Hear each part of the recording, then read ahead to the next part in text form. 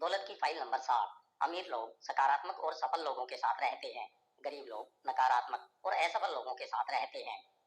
सफल लोग दूसरे सफल लोगों को प्रेरणापुंज की तरह देखते हैं। वे दूसरे सफल लोगों को रोल मॉडल की तरह देखते हैं, जिनसे सीखा जा सकता है। वे खुद से कहते हैं, अगर वे काम कर सकते हैं तो मैं भी कर सकता हूँ। जैसा मैं पहले कह चुका हूँ, मॉडलिंग या अनुसरण ही वह मूलभूत तरीका है जिससे लोग सीखते हैं। अमीर लोग कृतज्ञ होते हैं कि दूसरे लोग उनसे पहले सफल हो चुके हैं, क्योंकि इस कारण अब उनके पास एक तैयार ब्लूप्रिंट है जिसका वे अनुसरण कर सकते हैं और ज्यादा आसानी से सफल हो सकते हैं। पहिए का आविष्कार दोबारा क्यों करना? सफलता के आजमाए हुए अचूक तरीके होते हैं जो लगभग हर व्यक्ति के लिए काम करते हैं, बशर्ते वह उन पर अमल करे।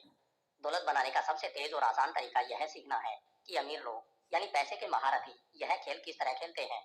आपका लक्ष्य उनकी अंदरूनी और बाहरी रणनीतियों की नकल करना है। इसमें पूरी समझदारी दिखती है। अगर आप उनके जैसा काम कर सकें और उनके जैसी मानसिकता रख सकें तो इस बात की अच्छी संभावना है कि आपको उनके जैसे परिणाम भी मिलेंगे। मैंने भी यही किया था और यह पूरी पुस्तक इसी बारे में है। अमीरों के विपरीत जब गरीब लोग दूसरों की सफलता के बारे में सुनते हैं तो वे अक्सर उनकी खामियां खोजते हैं, आलोचना करते हैं, खिल्ली उड़ाते हैं और उन्हें खींचकर अपने स्तर पर लाने की कोशिश करते हैं। आप में से कितने इस तरह के लोगों को जानते हैं? आप में से कितने इस तरह के पारिवारिक सदस्यों को जानते हैं? सवाल यह है कि अगर आप किसी व्यक्ति को नीचा दिखाते हैं तो आप उससे कैसे कुछ सीख सकते हैं या प्रेरणा कैसे पा सकते हैं?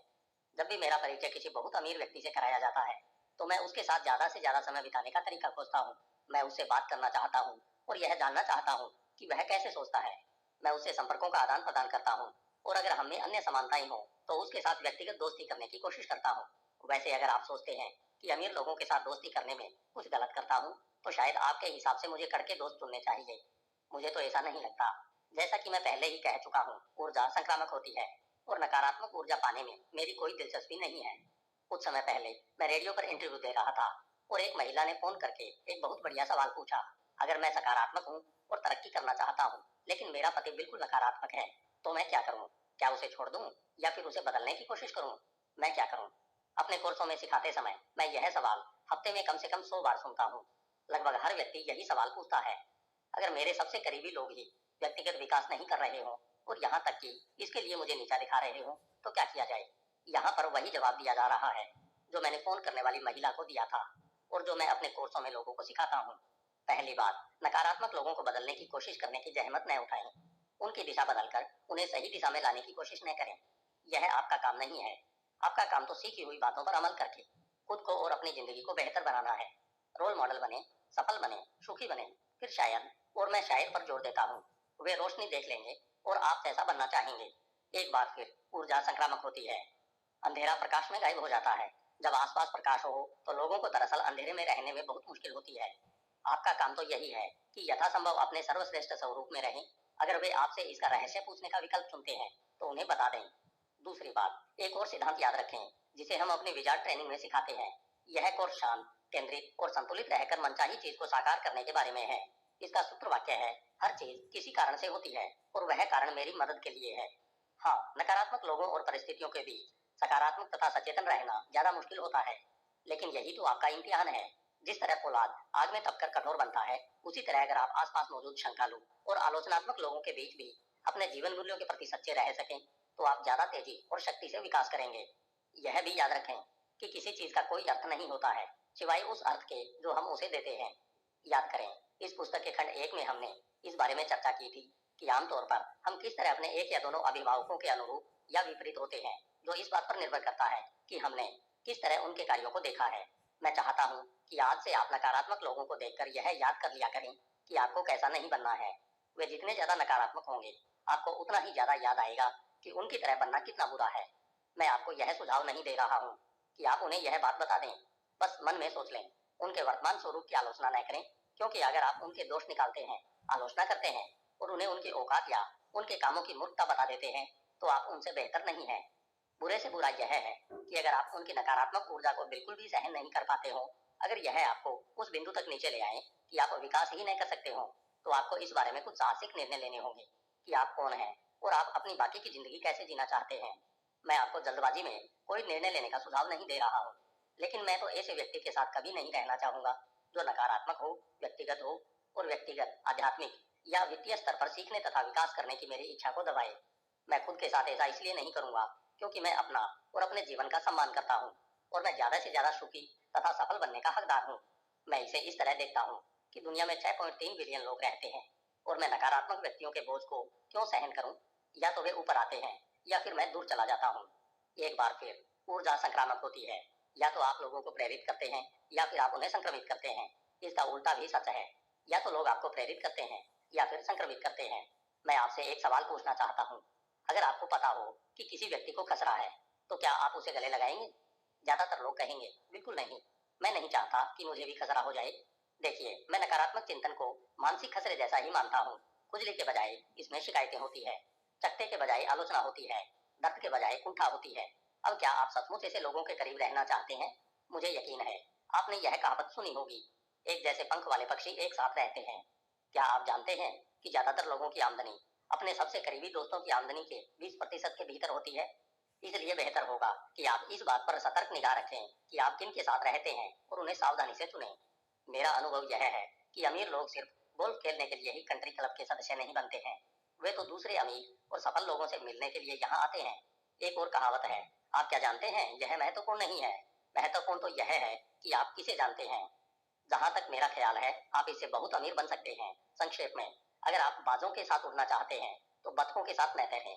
मैं सिर्फ सफल सकारात्मक लोगों के साथ रहना पसंद करता हूँ और उतनी ही महत्वपूर्ण बात यह है कि मैं नकारात्मक लोगों से दूर रहता हूँ। मैं खुद को विषैली परिस्थितियों से दूर रखने का भी ध्यान रखता हूँ। मैं खुद को जहरीली ऊर्जा से संक्रमित नहीं करना चाहता। बहस, गपशप, पीठ पीछे होने वाली आलोचना को मैं इसी श्रेणी में रखता हूँ। मैं इनमें चिंतनहीन टीवी देखने को भी शामिल करता हूँ। जब तक कि आप इसे सिर्फ मनोरंजन के लिए न देख रहे हो। चिंता की बात तो तब है जब टीवी मनोरंजन का एकमात्र साधन बन जाए। मैं टीवी पर आमतौर पर मैच देखता हूँ।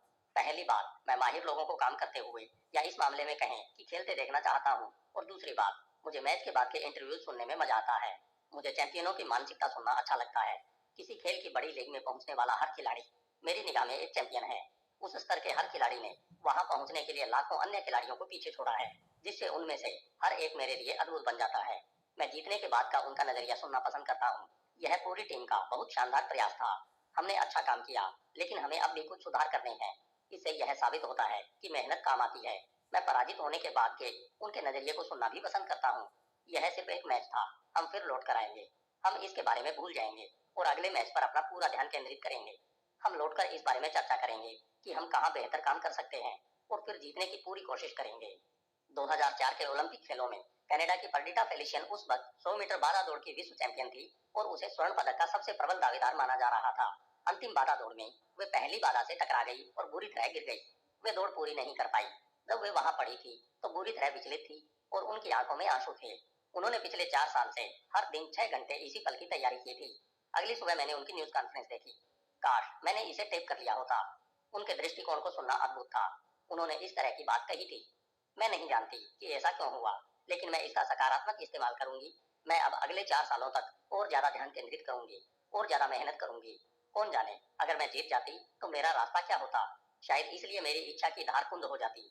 मैं नहीं जानती कि क्या होता, लेकिन मैं इतना जानती हूँ कि अब मैं जीत के लिए पहले से ज्यादा भूखी हूँ। मैं पहले से ज्यादा मजबूत बनकर लौटूंगी। जब मैंने उन्हें बोलते सुना तो मैं वाह के सिवा कुछ नहीं कह सका। आप चैंपियनों की बातें सुनकर बहुत कुछ सीख सकते हैं।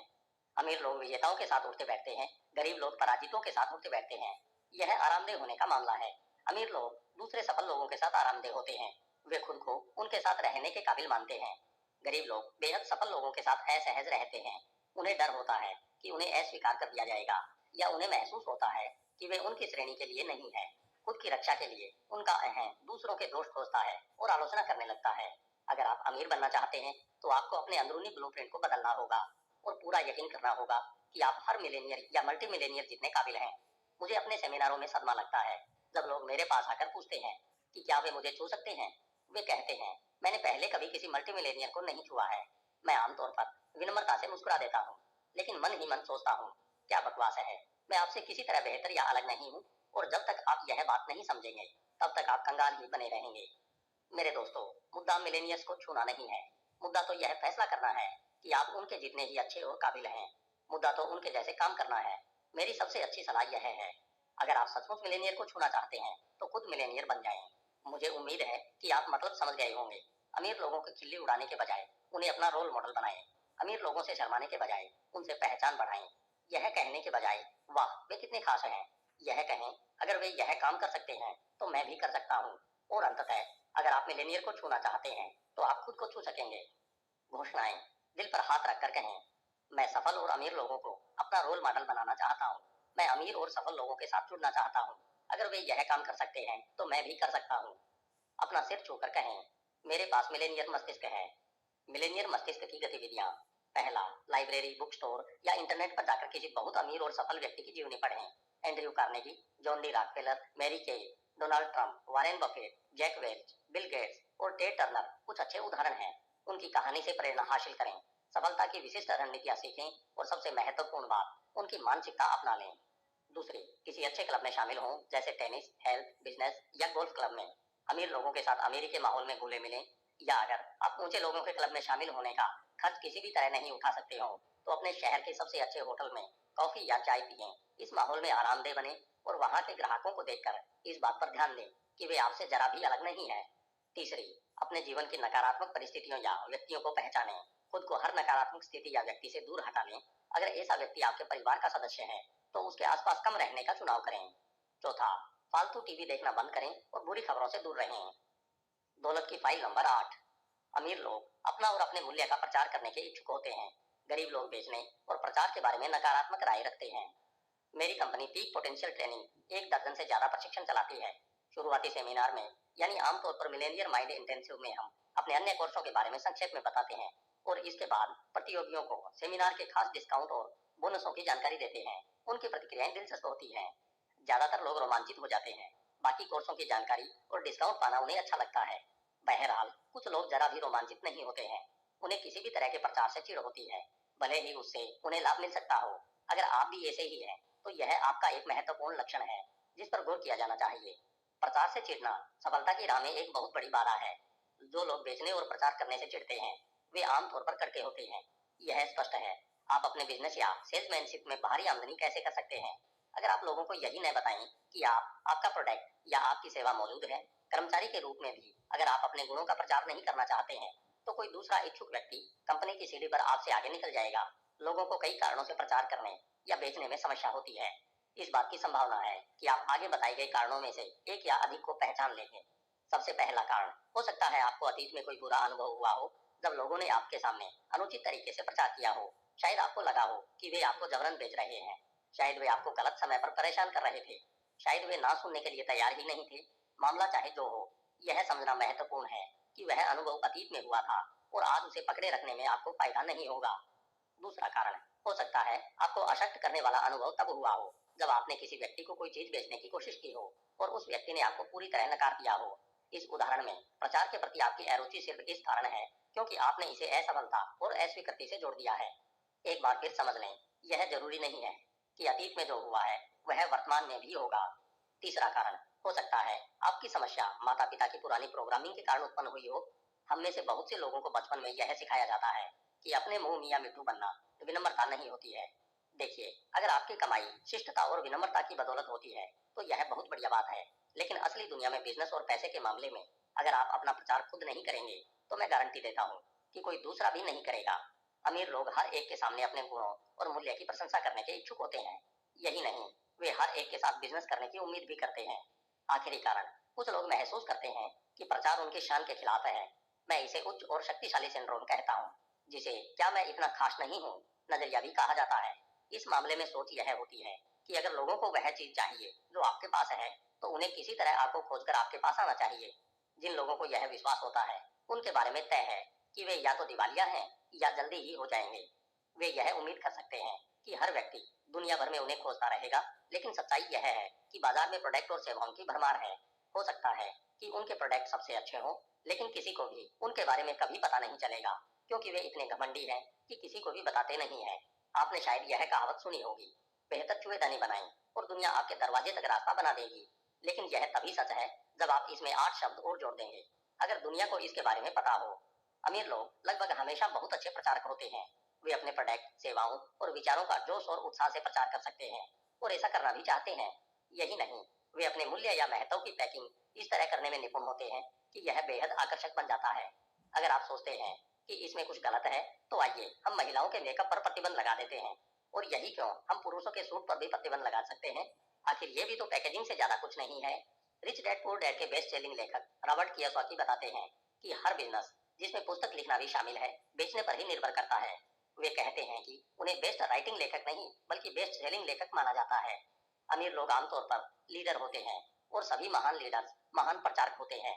लीडर बनने के लिए आपके पास अनुयायी और समर्थक होने चाहिए, जिसका मतलब है कि आपको लोगों को अपनी भविष्य दृष्टि बेचने और प्रेरित करने के मामले में निपुण बनना होगा।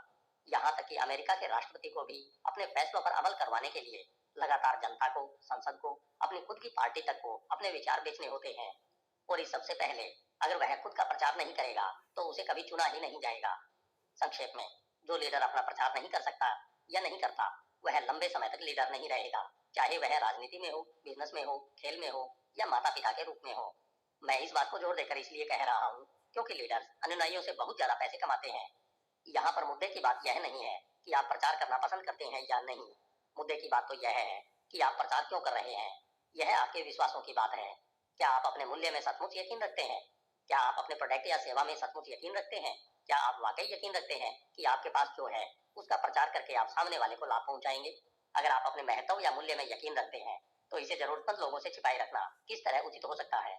मान ले आपके पास अर्थराइटिस का इलाज हो और आपको अर्थराइटिस का कोई रोगी दर्द से छटपटाता मिल जाए, आप क्या करेंगे? क्या आप अपने इलाज को उससे छिपाए रखेंगे?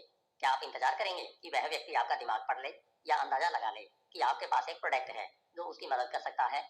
आप किसी ऐसे व्यक्ति के बारे में क्या सोचेंगे जिसने कष्ट उठा रहे लोगों की मदद करने का प्रस्ताव सिर्फ इसलिए नहीं रखा क्योंकि वह इतना ज्यादा शर्मिला, भयभीत या घमंडी था कि प्रचार नहीं कर सकता था? प्रचार के साथ अक्सर जिन लोगों को समस्या आती है उन्हें अपने प्रोडक्ट पर या खुद पर पूरा यकीन नहीं होता है। परिणाम स्वरूप उनके लिए यह कल्पना करना मुश्किल होता है कि दूसरे लोग अपने मूल्य में इतनी दृढ़ता से यकीन करते हैं कि वे इसका प्रचार हर सामने आने वाले व्यक्ति से और हर तरीके से करना चाहते हैं। अगर आपको यकीन है कि आपके पास देने के लिए ऐसा कुछ है जिससे लोगों को सचमुच मदद मिल सकती है, तो यह आपका कर्तव्य है कि आप ज्यादा से ज्यादा लोगों को इसके बारे में बताएं। इस तरह आप न सिर्फ लोगों की मदद करते हैं बल्कि अमीर भी बन जाते हैं। घोषणाएं। दिल पर हाथ रखकर कहें, मैं जोश और उत्साह के साथ दूसरों के सामने अपने महत्व तथा मूल्य का प्रचार करता हूँ। अपना सिर छूकर कहें, मेरे पास मिलेनियर मस्तिष्क है। मिलेनियर मस्तिष्क की गतिविधियां। पहली, आप इस समय जो प्रोडक्ट या सेवा बेच रहे हैं उसके महत्व पर आप कितना यकीन करते हैं। इस आधार पर उसे 1 से 10 के बीच अंक दें। अगर आपके अंक 7 और 9 के बीच है तो अपने प्रोडक्ट या सेवा को थोड़ा संशोधित करके उसका महत्व बढ़ा लें। अगर आपके अंक 6 या उससे कम है तो उस प्रोडक्ट या सेवा को बेचना बंद कर दें और किसी दूसरे प्रोडक्ट को बेचने लगें जिस पर आपको सचमुच भरोसा हो। दूसरे, पुस्तकें पढ़ें, ऑडियो कैसेट और सीडी सुनें, मार्केटिंग तथा सेल्स संबंधी कोर्स करें। इन दोनों क्षेत्रों में उस हद तक विशेषज्ञ बन जाएं जहां आप 100% ईमानदारी के साथ सफलतापूर्वक अपने महत्व का प्रचार कर सकते हो। दौलत की फाइल नंबर 9। अमीर लोग अपनी समस्याओं से ज्यादा बड़े होते हैं, गरीब लोग अपनी समस्याओं से ज्यादा छोटे होते हैं। जैसा कि मैं पहले कह चुका हूँ, अमीर बनना पार्क में टहलने जितना आसान नहीं है। यह तो एक ऐसी यात्रा है जिसमें बहुत से मोड़ हैं, घुमाव हैं, मुश्किलें हैं और बाधाएं हैं। दौलत की राह में बहुत से जाल और गड्ढे हैं और इसलिए ज्यादातर लोग इस पर नहीं चलते हैं। वे मुश्किलें, सिरदर्द और जिम्मेदारियां नहीं चाहते हैं। संक्षेप में, वे समस्याएं नहीं चाहते हैं। यही अमीर और गरीब लोगों के बीच एक बड़ा अंतर है। अमीर और सफल लोग अपनी समस्याओं से ज्यादा बड़े होते हैं, जबकि गरीब और असफल लोग अपनी समस्याओं से ज्यादा छोटे होते हैं। गरीब लोग समस्याओं से बचने के लिए लगभग कुछ भी करने को तैयार हो जाते हैं। वे चुनौती देकर भाग खड़े होते हैं। विडंबना यह है कि समस्याओं से बचने की अपनी कोशिश में वे सबसे बड़ी समस्या को आमंत्रित कर लेते हैं। वे कंगाल और दुखी हैं। मेरे दोस्तों, सफलता का रहस्य समस्याओं से बचने या उनसे पीछा छुड़ाने या उनसे कतराने की कोशिश करना नहीं है। रहस्य तो खुद को इतना बड़ा बनाना है कि आप किसी भी समस्या से ज्यादा बड़े बन जाएं। 1 से 10 के पैमाने पर, जिसमें 1 न्यूनतम है, कल्पना करें कि आप चरित्र और नजरिए की शक्ति के मामले में स्तर 2 पर हैं और आपके सामने स्तर 5 की समस्या आ जाती है। यह समस्या आपको छोटी नजर आएगी या बड़ी? स्तर 2 के लिहाज से स्तर 5 की समस्या बड़ी लगेगी। अब मान लें कि आपने अपना विकास कर लिया है और स्तर 8 के व्यक्ति बन गए हैं। अब स्तर 5 की वही समस्या आपको बड़ी समस्या लगेगी या छोटी?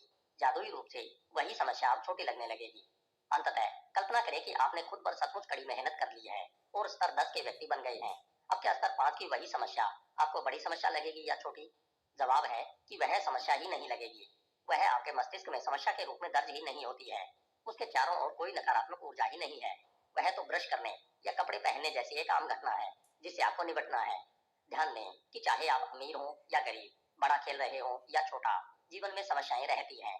अगर आप सांस ले रहे हैं तो आपके जीवन में हमेशा तथाकथित समस्याएं और बाधाएं मौजूद रहेंगी। मैं इस बात को संक्षेप में अच्छी तरह कहना चाहता हूँ। समस्या का आकार कभी असली मुद्दा नहीं होता है। असली मुद्दा तो आपका आकार होता है। यह पीड़ादायक हो सकता है, लेकिन अगर आप सफलता के अगले स्तर पर बढ़ने के लिए तैयार हैं, तो आपको इस बारे में जागरूक बनना होगा कि आपके जीवन में सचमुच क्या हो रहा है। तैयार हैं? तो यह लीजिए। अगर आपके जीवन में कोई बड़ी समस्या है, तो इसका मतलब सिर्फ यही है कि आप अब तक छोटे हैं। दिखावे से मूर्ख न बने। आपका बाहरी संसार तो आपके भीतरी संसार का प्रतिबिंब मात्र है। अगर आप स्थायी परिवर्तन करना चाहते हैं, तो अपनी समस्याओं के आकार पर ध्यान केंद्रित करना छोड़ दें और अपने आकार पर ध्यान केंद्रित करना शुरू करें। मैं अपने सेमिनार में प्रतिभागियों को एक साधारण सी बात याद दिलाता हूँ। जब भी आपको महसूस हो कि आपके सामने कोई बड़ी समस्या है, तो खुद की तरफ इशारा करके चिल्लाएं, मैं छोटा हूँ, मैं छोटा हूँ, मैं छोटा हूँ। इसमें आप अचानक जाग जाएंगे और अपने ध्यान को वहां केंद्रित कर लेंगे जहां इसकी जरूरत है, खुद पर। फिर अपने उच्चतर स्वरूप में आने के बाद एक गहरी सांस लें और उसी समय फैसला कर लें कि आप ज्यादा बड़े व्यक्ति बनेंगे और किसी भी समस्या या बाधा को अपनी खुशी या सफलता छीनने की इजाजत नहीं देंगे। आप जितनी बड़ी समस्याओं से निपट सकते हैं, उतने ही बड़े बिजनेस को संभाल सकते हैं। आप जितनी बड़ी जिम्मेदारी संभाल सकते हैं, उतने ही ज्यादा कर्मचारियों को संभाल सकते हैं।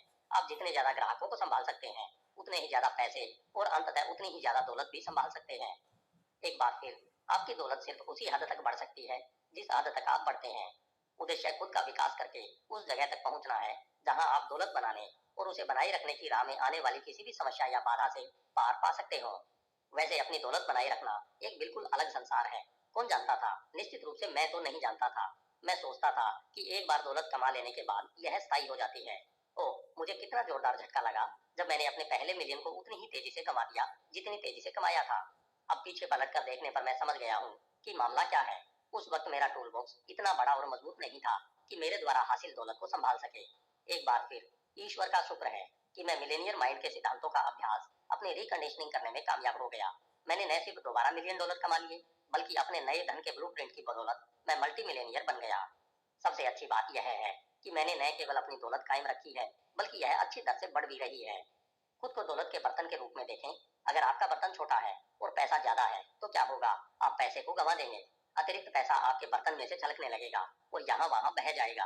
आप बर्तन से ज्यादा पैसे पा ही नहीं सकते। इसलिए आपको बड़ा बर्तन बनना होगा, ताकि आप न सिर्फ दौलत को बनाए रख सकें, बल्कि ज्यादा दौलत को आकर्षित भी कर सकें। ब्रह्मांड निर्वात या खाली जगह को पसंद नहीं करता है। अगर आपके पास पैसे रखने के लिए बहुत बड़ा बर्तन होगा, तो यह उस खाली जगह को भर देगा। अमीर लोग अपनी समस्याओं से ज्यादा बड़े होते हैं। इसकी एक वजह के बारे में हम पहले ही बात कर चुके हैं। वे समस्या पर नहीं, अपने लक्ष्य पर ध्यान केंद्रित करते हैं। एक बार फिर कहूंगा, मस्तिष्क आमतौर पर एक समय में सिर्फ एक ही प्रबल चीज पर ध्यान केंद्रित करता है। इसका मतलब यह है कि या तो आप अपनी समस्या का दुखड़ा रो रहे हैं, या फिर आप समाधान पर मेहनत कर रहे हैं। अमीर और सफल लोग समाधान केंद्रित होते हैं। जब चुनौतियां आती है, तो वे जवाबी रणनीति और योजना बनाने में अपना समय व ऊर्जा लगाते हैं। वे ऐसे सिस्टम बनाते हैं ताकि वह समस्या दोबारा पैदा ही न हो। गरीब और असफल लोग समस्या केंद्रित होते हैं। वे अपना समय और ऊर्जा शिकायत करने व रोने धोने में लगा देते हैं। समस्या खत्म करने के लिए वे शायद ही कभी कोई रचनात्मक समाधान खोज पाते हैं। उसे दोबारा पैदा होने से रोकने की बात तो रहने ही दें। अमीर लोग अपनी समस्याओं से पीछे नहीं हटते हैं। वे समस्याओं से बचते नहीं हैं। वे समस्याओं के बारे में शिकायत भी नहीं करते हैं। अमीर लोग वित्तीय योद्धा होते हैं। अपने एनलाइटेड वॉरियर ट्रेनिंग कैंप में हम योद्धा की परिभाषा इस तरह देते हैं, जो खुद को जीतता है। निष्कर्ष यह है कि अगर आप समस्याओं से निपटने और बाधाओं से उबरने में निपुण बन जाते हैं, तो आपको सफलता पाने से कौन रोक सकता है? जवाब है, कोई नहीं। और अगर आपको कोई नहीं रोक सकता है, तो आप अजय बन जाते हैं। और अगर आप अजय बन जाते हैं, तो आपके पास अपने जीवन में कितने विकल्प होते हैं? जवाब है, आपके पास सारे विकल्प होते हैं। अगर आप अजय बन जाते हैं, तो आपके लिए कोई भी चीज और हर चीज उपलब्ध होती है। आप बस उसे चुन लें और वह आपकी हो जाएगी। स्वतंत्रता इसी को तो कहते हैं। घोषणाएं दिल पर हाथ रखकर कहें, मैं किसी भी समस्या से ज्यादा बड़ा हूँ। मैं किसी भी समस्या से निपट सकता हूँ। अपना सिर छूकर कहें, मेरे पास मल्टी मिलेनियर मस्तिष्क है। मल्टी मिलेनियर मस्तिष्क की गतिविधियां। पहली, जब आप किसी बड़ी समस्या के कारण विचलित महसूस कर रहे हो, तो खुद की ओर इशारा करके कहें, मैं छोटा हूँ, मैं छोटा हूँ। फिर एक गहरी सांस लेकर खुद से कहें, मैं इससे निपट सकता हूँ। मैं किसी भी समस्या से ज्यादा बड़ा हूँ। दूसरी, अपने जीवन की एक समस्या लिख लें। 10 विशिष्ट कार्यों की सूची बनाएं जो आप इसे सुलझाने या कम से कम स्थिति को सुधारने के लिए कर सकते हैं। इससे आप समस्या चिंतन के बजाय समाधान चिंतन की ओर पहुंच जाएंगे। पहली बात, इसकी अच्छी संभावना है कि आप समस्या को सुलझा लेंगे। दूसरी बात, इससे आप काफी बेहतर महसूस करने लगेंगे। दौलत की फाइल नंबर 10। अमीर लोग उत्कृष्ट प्राप्तकर्ता होते हैं। गरीब लोग खराब प्राप्तकर्ता होते हैं। ज्यादातर लोगों का अपनी पूर्ण वित्तीय क्षमता तक नहीं पहुंच पाने का अगर मुझे सबसे प्रमुख कारण बताना हो तो वह यह होगा, अधिकांश लोग खराब प्राप्तकर्ता होते हैं। देने के मामले में वे अच्छे हों या न हों, लेकिन पाने के मामले में वे निश्चित रूप से खराब होते हैं। और क्योंकि वे पाने के मामले में खराब होते हैं, इसलिए उन्हें कुछ नहीं मिलता है। लोगों को कई कारणों से पाने में दिक्कत आती है। पहली बात, कई लोग खुद को नाकाबिल या अयोग्य मानते हैं। यह बीमारी हमारे पूरे समाज में फैली हुई है। मेरा अनुमान है कि 90% से भी ज्यादा लोगों की नसों में यह भावना बह रही है कि वे पर्याप्त अच्छे नहीं हैं। आत्मसम्मान की इस कमी का कारण क्या है? जवाब वही है, हमारी कंडीशनिंग। ज्यादातर समय हम एक हाँ और 20 नहीं सुनते हैं। तुम गलत काम कर रहे हो के 10 वाक्य और तुम सही काम कर रहे हो का एक वाक्य सुनते हैं, और तुम मूर्ख हो के 5 वाक्य और तुम जबरदस्त हो का एक वाक्य सुनते हैं। भले ही हमारे माता पिता हमारी तारीफ करते हो, लेकिन हम में से कई लोग महसूस करते हैं कि हम उनकी प्रशंसा और उम्मीदों पर लगातार खरे उतरने लायक नहीं है। तो एक बार फिर हमें महसूस होता है कि हम पर्याप्त अच्छे नहीं हैं। इसके अलावा हम में से अधिकतर लोग जीवन की सजा की बुनियाद के साथ बड़े हुए हैं। यह अलिखित नियम बताता है कि अगर आप कोई गलत काम करते हैं तो आपको सजा मिलेगी या मिलनी चाहिए। हम में से कुछ को माता पिता ने सजा दी, कुछ को टीचर्स ने सजा दी, और कुछ धार्मिक दायरों में तो हम में से कुछ को सबसे बड़ी सजा की धमकी दी गई, स्वर्ग नहीं मिलने की धमकी। जाहिर है, अब जब हम सब वयस्क हो चुके हैं तो यह खत्म हो जाना चाहिए, ठीक है?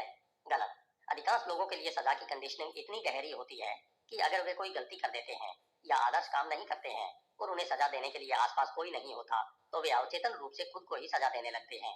जब वे छोटे थे तो यह सजा इस रूप में होती थी, तुमने गलत काम किया है इसलिए तुम्हें कैंडी नहीं मिलेगी। बहरहाल, आज यह सजा इस रूप में हो सकती है, तुमने गलत काम किया है इसलिए तुम्हें कोई पैसा नहीं मिलेगा। इससे यह स्पष्ट होता है कि कुछ लोग अपनी आमदनी सीमित क्यों कर लेते हैं और अवचेतन रूप से अपनी ही सफलता में खुद बाधा क्यों डालते हैं। कोई हैरानी नहीं कि लोगों को पाने में मुश्किल होती है। एक छोटी सी गलती के कारण आप आजीवन दुख और गरीबी का बोझ उठाने के लिए अभिशप्त हो जाते हैं। आप कह सकते हैं, यह तो बहुत कठोर है, लेकिन कौन कहता है कि मस्तिष्क तार्किक या दयालु होता है? एक बार फिर, प्रोग्रामिंग वाला मस्तिष्क एक फाइल फोल्डर है जिसमें अतीत की प्रोग्रामिंग, गड़े गए यार और नाटक तथा विनाश की कहानियां भरी पड़ी है। समझदारी के काम ऐसे दिमाग को रास नहीं आते हैं। मैं अपने सेमिनारों में एक बात सिखाता हूँ जिसे आप बेहतर महसूस कर सकते हैं। देखिए, अंततः इससे कोई फर्क नहीं पड़ता कि आप खुद को काबिल महसूस करते हैं या नहीं। आप दोनों ही तरीकों से अमीर बन सकते हैं। बहुत से दौलतमंद लोग ज्यादा काबिल महसूस नहीं करते हैं। दरअसल यह अमीर बनने के लिए एक बड़ी प्रेरणा हो सकती है। खुद को और अपनी काबिलियत को अपने या दूसरों के सामने साबित करना, खुद को काबिल समझना नेटवर्क के लिए जरूरी है। यह विचार महज एक विचार है जो असली दुनिया में सही साबित नहीं होता है। जैसा हम पहले कह चुके हैं, खुद के सामने अपनी काबिलियत साबित करके आप अमीर तो बन सकते हैं, लेकिन सुखी नहीं बन सकते हैं। इसलिए बेहतर यही होगा कि आप दूसरे कारणों से दौलत कमाएं। लेकिन यहाँ आपके लिए यह जानना महत्वपूर्ण है कि नाकाबिलियत का एहसास आपको अमीर बनने से नहीं रोकेगा। सच तो यह है कि विशुद्ध आर्थिक दृष्टिकोण से यह एक प्रेरक शक्ति साबित हो सकता है। यह कहने के बाद मैं आपको एक बात बहुत साफ साफ बताना चाहता हूँ। इसे ध्यान से सुने। यह आपके जीवन के सबसे महत्वपूर्ण पलों में से एक हो सकता है। क्या आप तैयार हैं? तो सुनिए। यह जान लें कि आप काबिल हैं या नहीं, यह एक गढ़ी गई कहानी है। एक बार फिर कहता हूँ, किसी चीज का कोई अर्थ नहीं होता है सिवाय उस अर्थ के जो हम उसे देते हैं। मैं आपके बारे में तो नहीं जानता, लेकिन मैंने ऐसे किसी व्यक्ति के बारे में नहीं सुना जो पैदा होते ही ठप्पे की लाइन में खड़ा हो गया हो। क्या आप कल्पना कर सकते हैं कि हर व्यक्ति के पैदा होने के बाद ईश्वर उसके माथे पर ठप्पा लगा रहा हो? काबिल, नाकाबिल, काबिल, काबिल, नाकाबिल। ओ, निश्चित रूप से नाकाबिल। माफ कीजिए, मुझे नहीं लगता कि ऐसा होता है। कोई भी आप पर काबिल या नाकाबिल का ठप्पा नहीं लगा सकता है। यह काम आप खुद करते हैं। यह तस्वीर आप खुद बनाते हैं। इसका फैसला आप खुद करते हैं। आप और सिर्फ आप ही यह तय करते हैं कि क्या आप काबिल बनने वाले हैं। यह सीधे सीधे आपका दृष्टिकोण होता है। अगर आप कहते हैं कि आप काबिल हैं तो आप हैं। अगर आप कहते हैं कि आप काबिल नहीं हैं तो आप नहीं हैं। दोनों ही तरह से आप अपनी लिखी कहानी के अनुसार जीवन जिएंगे। यह इतना महत्वपूर्ण है कि मैं इसे दोबारा कहना चाहूंगा। आप अपनी लिखी कहानी के अनुसार जीवन जिएंगे। यह इतना ही आसान है। तो फिर लोग अपना इतना बुरा क्यों करते हैं? वे अपनी कहानी में यह क्यों लिखते हैं कि वे काबिल नहीं है?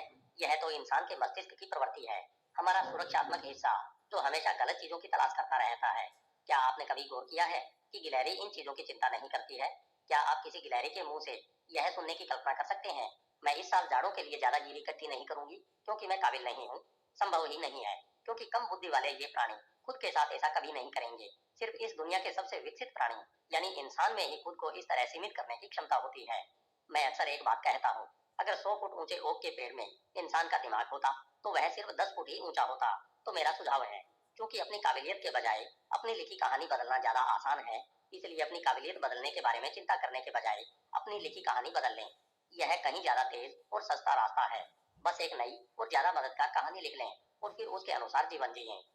आप कहते हैं, ओह लेकिन मैं यह नहीं कर सकता, मैं यह फैसला कैसे कर सकता हूँ कि मैं काबिल हूँ? यह फैसला तो किसी और को करना चाहिए। माफ कीजिए, मैं कहता हूँ यह ठीक नहीं है। यानी मेरा मतलब है, यह बकवास है। इससे कोई फर्क नहीं पड़ता कि कोई दूसरा व्यक्ति आपके बारे में इस वक्त क्या कहता है या उसने अतीत में क्या कहा था, क्योंकि आपके यकीन किए बिना उसकी बातों का कोई प्रभाव नहीं पड़ सकता। इसलिए यह काम किसी और को नहीं, आपको ही करना होगा। बहरहाल, आपको बेहतर महसूस कराने के लिए हम यह खेल आगे बढ़ाते हैं और अब मैं आपके लिए वह करूंगा जो मैं multi Millionaire mind intensive seminar में हजारों प्रतियोगियों के लिए करता हूँ। मैं व्यक्तिगत रूप से आपका अभिषेक करूंगा। यह एक खास समारोह है, इसलिए मैं आपसे कहता हूँ कि आप ध्यान भटकाने वाली चीजों से दूर रहें।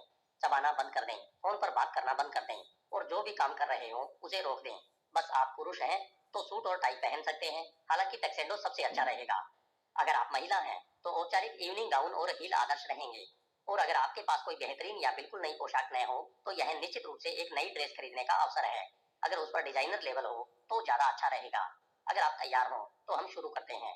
कृपया एक घुटने के बल बैठ जाएं और अपना सिर सम्मान में झुका लें। तैयार? यह लीजिए, मुझ में निहित शक्ति के द्वारा मैं आज से अनंत काल तक काबिल के रूप में अपना अभिषेक करता हूँ। ठीक है, हमने यह कर दिया। अब आप खड़े हो जाएं। अब आप खड़े हो सकते हैं और अपना सिर तान सकते हैं, क्योंकि आखिरकार आप काबिल बन चुके हैं। बुद्धिमानी की इस सलाह पर चलें। काबिलियत या नाकाबिलियत की बकवास पर भरोसा करना बंद कर दें और वे काम शुरू करें जो अमीर बनने के लिए आपको करने चाहिए। दूसरा प्रमुख कारण जिसकी वजह से ज्यादातर लोगों को पाने में समस्या आती है, यह है कि वे इस कहावत पर आंखें मूंद कर विश्वास करते हैं, देना पाने से बेहतर है। मैं इसे सभ्य भाषा में कहता हूँ, कितनी बेतुकी बात है। यह कहावत सरासर बकवास है और अगर आपने गौर नहीं किया हो तो इसका प्रचार आमतौर पर वे लोग और समूह करते हैं जो चाहते हैं कि आप दें और वे पाएं। पूरा विचार ही मूर्खतापूर्ण है। क्या बेहतर है, ठंडा या गर्म, बड़ा या छोटा, दायां या बायां, अंदर या बाहर? देना और पाना एक ही सिक्के के दो पहलू हैं। जिसने भी यह फैसला किया है कि देना पाने से बेहतर है, वह गणित में कमजोर रहा होगा। हर देने वाले के साथ एक पाने वाला भी होना चाहिए और हर पाने वाले के साथ एक देने वाला भी होना चाहिए। इस बारे में सोचें। अगर पाने के लिए कोई न हो तो आप दे कैसे सकते हैं? दोनों को ही आदर संतुलन में रहना होगा, एक पर एक, आधा आधा। क्योंकि देना और पाना हमेशा एक दूसरे के बराबर होना चाहिए, इसलिए उनका महत्व भी बराबर ही होना चाहिए। इसके अलावा देते समय कैसा महसूस होता है? हम में से ज्यादातर लोग इस बात पर सहमत होंगे कि दान देने में अद्भुत संतुष्टि मिलती है। इसके विपरीत कैसा महसूस होता है जब आप तो देना चाहते हैं लेकिन सामने वाला पाने का इच्छुक न हो? हम में से ज्यादातर लोग सहमत होंगे कि तब बहुत बुरा लगता है। तो यह बात जान लें, अगर आप पाने के इच्छुक नहीं हैं तो आप उन लोगों को दूर भगा रहे हैं जो आपको देना चाहते हैं। आप दरअसल उन्हें उस खुशी और सुख से वंचित रख रहे हैं जो देने से मिलता है। इसके बजाय उन्हें बुरा महसूस होता है। क्यों? एक बार फिर, हर चीज ऊर्जा है और जब आप देना चाहते हैं लेकिन दे नहीं पाते हैं तो वह ऊर्जा अभिव्यक्त नहीं हो पाती है और आप में ही फंसी रहती है। फिर वह फंसी ऊर्जा नकारात्मक भावों में बदल जाती है। स्थिति इस बात से भी बुरी बन जाती है क्योंकि पूरी तरह पाने के लिए इच्छुक नहीं होने के कारण आप ब्रह्मांड से कह रहे हैं कि वह आपको न दे। बात सीधी सी है। अगर आप अपना हिस्सा पाने के इच्छुक नहीं हैं तो यह किसी दूसरे इच्छुक व्यक्ति के पास चला जाएगा। यह भी एक कारण है जिससे अमीर लोग ज्यादा अमीर और गरीब लोग ज्यादा गरीब होते जाते हैं। इसलिए नहीं क्योंकि अमीर लोग ज्यादा काबिल हैं, बल्कि इसलिए क्योंकि वे पाने के इच्छुक हैं, जबकि ज्यादातर गरीब लोग नहीं हैं। मैंने यह सबक बड़े स्तर पर सीखा जब मैं जंगल में अकेला कैंपिंग कर रहा था। अपने 2 दिन के डेरे के लिए मैंने सोने की जगह चुनी। मैंने तिरपाल को एक पेड़ पर बांध लिया और फिर निचले हिस्से को जमीन पर बांध दिया। इस तरह अपने सिर पर 45 डिग्री की छत बनाकर मैं सो गया। ईश्वर का शुक्र है कि मैंने यह छोटा सा आशियाना तैयार कर लिया था, क्योंकि सारी रात बारिश हुई। जब मैं सुबह अपने आशियाने से बाहर निकला तो मैंने देखा कि मैं और तिरपाल के नीचे की हर चीज सूखी थी। बहरहाल, उसी समय इस बात पर भी गौर किया कि तिरपाल के एक छोर के नीचे ढेर सारा पानी जमा हो गया था। अचानक मैंने अपने भीतर की आवाज को कहते सुना, प्रकृति प्रचुरता का भंडार है और भेदभाव नहीं करती है। जब बारिश होती है तो पानी कहीं ना कहीं तो जाएगा। अगर एक हिस्सा सूखा है तो दूसरा हिस्सा दोगुना गिला होगा। वहां भरे पानी के पास खड़े होते समय मुझे एहसास हुआ कि पैसे के साथ भी बिल्कुल यही होता है। यह प्रचुर मात्रा में उपलब्ध है। ट्रिलियनों डॉलर आसपास तैर रहे हैं। पैसा निश्चित रूप से बहुतायत से है और इसे कहीं ना कहीं तो जाना है। सौदा यह है, अगर कोई अपना हिस्सा पाने का इच्छुक नहीं है तो यह किसी दूसरे व्यक्ति के पास चला जाएगा। बारिश को परवाह नहीं होती कि वह कहाँ जाती है, पैसे को भी नहीं होती है। मिलेनियर माइंड सेमिनार में इस बिंदु पर मैं लोगों को यह विशेष प्रार्थना सिखाता हूँ जो मैंने तिरपाल के नीचे वाले अनुभव के बाद बनाई है। जाहिर है यह थोड़ी बड़बोली है, लेकिन सीख स्पष्ट है। यह इस तरह है। ब्रह्मांड, अगर किसी के पास कोई बेहतरीन चीज आ रही हो लेकिन वह उसे लेने का इच्छुक न हो तो वह चीज मेरे पास भेज दो। मैं तुम्हारे सारे वरदान पाने का इच्छुक हूँ। धन्यवाद। मैं सभी श्रोताओं से इसे अपने साथ दोहराने को कहता हूँ और वे जोश में आ जाते हैं। वे रोमांचित हो जाते हैं क्योंकि पाने के लिए पूरी तरह इच्छुक होना बहुत रोमांचक एहसास होता है। इसमें बहुत अच्छा महसूस होता है क्योंकि ऐसा करना बिल्कुल स्वाभाविक है। आपने इसके विपरीत चाहे जो सोचा हो वह सिर्फ मनगढ़ंत कहानी है जो आपका या किसी का भी भला नहीं कर सकती है। अपनी कहानी को दूर जाने दें और पैसे को पास आने दें। अमीर लोग कड़ी मेहनत करते हैं और यकीन करते हैं कि उनकी मेहनत और दूसरों को दिए गए मूल्य के बदले में उन्हें अच्छा पुरस्कार मिलना बिल्कुल वाजिब है। गरीब लोग कड़ी मेहनत करते हैं लेकिन अपनी नाकाबिलियत की भावनाओं के कारण यकीन करते हैं कि उनकी मेहनत और उपलब्ध कराए गए मूल्य के बदले में उन्हें अच्छा पुरस्कार मिलना उचित नहीं है। उनका यह विश्वास उन्हें आदर्श पीड़ित बना देता है। और जाहिर है अगर आपको अच्छा पुरस्कार मिलता है तो आप अच्छे पीड़ित कैसे बन सकते हैं। कई गरीब लोगों को यह खुशफहमी होती है कि गरीब होने के कारण वे ज्यादा अच्छे हैं। न जाने क्यों उन्हें यह विश्वास होता है कि वे ज्यादा धार्मिक, पवित्र या अच्छे हैं। बकवास। गरीब लोग सिर्फ एक चीज है, गरीब। मेरे कोर्स में एक आदमी भाग ले रहा था और वह मेरे पास आंसू बहाते हुए आया। वह कहने लगा, मैं यह नहीं समझ पा रहा हूँ कि अपने पास ढेर सारा पैसा होने पर मैं अच्छा महसूस कैसे कर सकता हूँ जबकि बाकी लोगों के पास इतना कम पैसा है। मैंने उससे कुछ आसान सवाल पूछे। अगर आप गरीब हैं तो इससे आप गरीब लोगों को किस तरह फायदा पहुंचा रहे हैं। कंगाल रहकर आप उनकी मदद कैसे कर सकते हैं। क्या आप सिर्फ एक और गरीब नहीं है जिसे खिलाया जाना है। क्या यह ज्यादा अच्छा नहीं रहेगा कि आप दौलत बना लें और फिर कमजोरी के बजाय ताकत के साथ गरीबों की मदद करने की कोशिश करें। उसने रोना छोड़ दिया और बोला, पहली बार मुझे बात समझ में आई है। मैं यकीन नहीं कर सकता कि मैं कितनी बकवास बातें सोच रहा था। हारो, मुझे यकीन है कि अब मेरे अमीर बनने का समय आ गया है ताकि मैं दूसरों की मदद कर सकूं। धन्यवाद। वह नया इंसान बनकर अपनी सीट पर बैठ गया। कुछ समय पहले मुझे उसका ईमेल मिला जिसमें उसने मुझे बताया कि वह अब पहले से 10 गुना कमाई कर रहा है और इसे लेकर बहुत अच्छा भी महसूस कर रहा है। उसने कहा, सबसे अच्छी बात यह है कि उसे अपने कुछ कड़के दोस्तों और परिवार वालों की मदद करने में बहुत अच्छा महसूस होता है। यह मुझे एक महत्वपूर्ण बिंदु की ओर ले जाता है। अगर आपके पास बहुत से पैसे कमाने की क्षमता है तो कमा लें। क्यों? क्योंकि सच्चाई तो यह है कि हम बहुत सौभाग्यशाली हैं जो वर्तमान समाज में रह रहे हैं, क्योंकि इस समाज में रहने वाला हर व्यक्ति दुनिया के कई अन्य हिस्सों में रहने वाले व्यक्तियों की तुलना में बहुत अमीर है। कुछ लोगों को बहुत से पैसे हासिल करने का कभी मौका ही नहीं मिलता है। अगर आप उन खुशकिस्मत लोगों में से एक हो जिनमें ऐसा करने की योग्यता हो तो आप अपनी पूरी योग्यता का इस्तेमाल कर लें। सचमुच अमीर बने और फिर उन लोगों की मदद करें जिनके पास आपके जैसे अवसर नहीं है। कंगाल बनने और किसी की मदद न करने के बजाय इसमें मुझे ज्यादा समझदारी दिखती है। जाहिर है कुछ लोग इसके बाद भी कहेंगे, पैसा मुझे बदल देगा, अमीर बनने के बाद मैं लोभी बन सकता हूँ। पहली बात तो यह है कि सिर्फ गरीब लोग ही ऐसा कहते हैं। यह उनकी असफलता को छिपाने का एक और बहाना होता है। यह बहाना उनकी वित्तीय बगीचे की एक अंदरूनी खरपतवार से आता है। इसे गंभीरता से न लें। दूसरे, मैं यह बात साफ कर देना चाहता हूँ, पैसा आपको सिर्फ वही ज्यादा बनाएगा जो आप पहले से हैं। अगर आप ओछे हैं तो पैसा आपको ज्यादा ओछा होने का मौका देगा। अगर आप दयालु हैं तो पैसा आपको ज्यादा दयालु होने का मौका देगा। अगर आप दिल से लोभी हैं तो पैसा आने के बाद आप ज्यादा लोभी बन सकते हैं। अगर आप उदार हैं तो ज्यादा पैसे से आप ज्यादा दयालु बन सकते हैं। और जो आपको इससे अलग बात बताता है वह कंगाल है। तो क्या करें? अच्छा प्राप्तकर्ता कैसे बने? पहली बात, खुद को पोषण देना शुरू करें। याद रखें, लोग आदतों के गुलाम होते हैं, इसलिए आपको चेतन रूप से वे सर्वश्रेष्ठ चीजें पाने का अभ्यास करना होगा जो जिंदगी आपको दे सकती है। हम मिलेनियर माइंड इंटेंसिव सेमिनार में धन प्रबंधन तंत्र की एक प्रमुख तकनीक सिखाते हैं। हम आपसे एक खेल अकाउंट बनाने को कहते हैं जहां आप निश्चित धनराशि ऐसी चीजों पर खर्च करते हैं जिनसे आपको बेहतरीन महसूस होता है और जो आपको मिलेनियर की तरह महसूस कराती है। यह अकाउंट आपकी काबिलियत साबित करने और पाने की मांसपेशी को मजबूत करने में मदद करता है। दूसरी बात, मैं चाहता हूँ कि आपको जब भी पैसा मिले तो आप रोमांच और कृतज्ञता प्रकट करने की आदत डाल लें। बड़ी अजीब बात है कि जब मैं कंगाल था और मुझे जमीन पर कोई सिक्का पड़ा दिखता था तो मैं उसे उठाने के लिए कभी नीचे नहीं झुका। बहरहाल, अब जब मैं अमीर बन चुका हूँ तो मैं पैसे जैसी दिखने वाली हर चीज उठा लेता हूँ।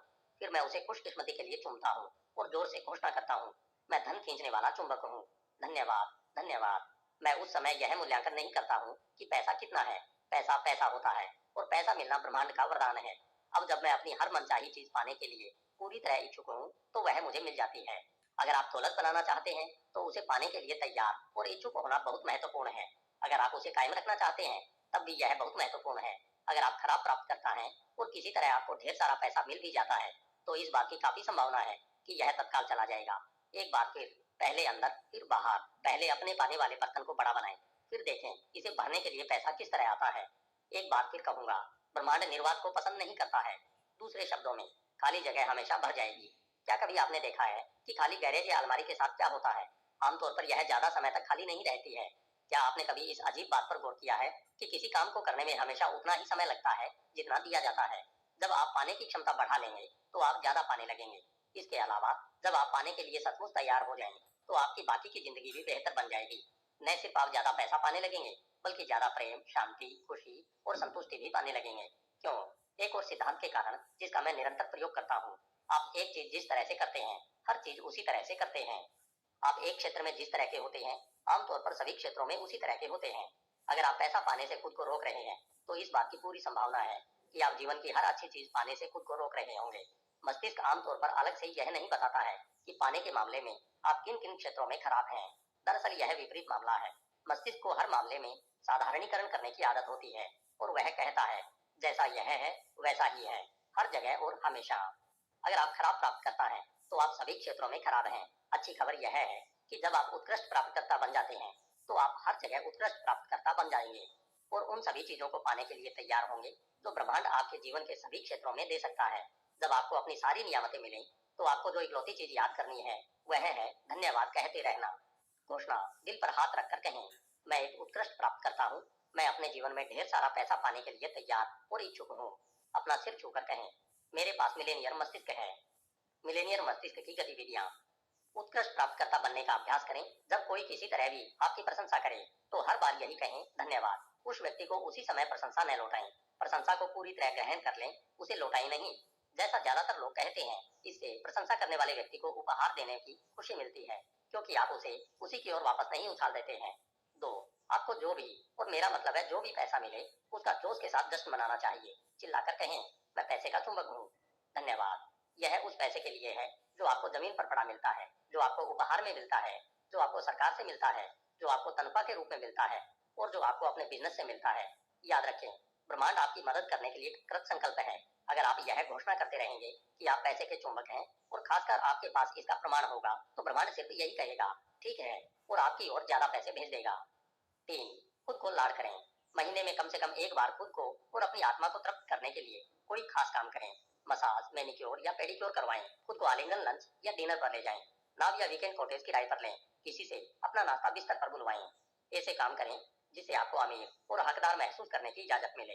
एक बार फिर इस तरह से अनुभव से आप कंपन की जो ऊर्जा संप्रेषित करते हैं वह ब्रह्मांड को यह संदेश भेजेगी कि आप समृद्ध जीवन जीते हैं। यह संदेश पाकर ब्रह्मांड अपना काम करते हुए कहेगा ठीक है और आपकी ओर ज्यादा